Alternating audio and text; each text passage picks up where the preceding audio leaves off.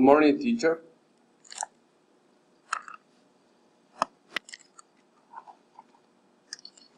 Well, we are here to do an inventory, so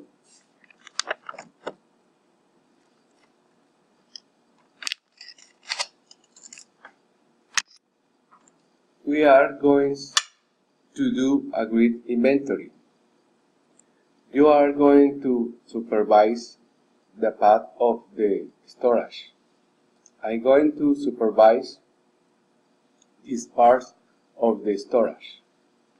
We are going to do a wonderful job. We are going to be very careful with this job. This is the section of technology. They are the old products.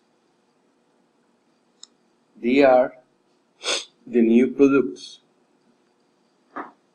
Here is the section of meat. They are the boxes.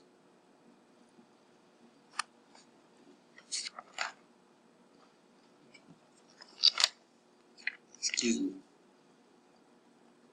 So, we did a great job today. Congratulations.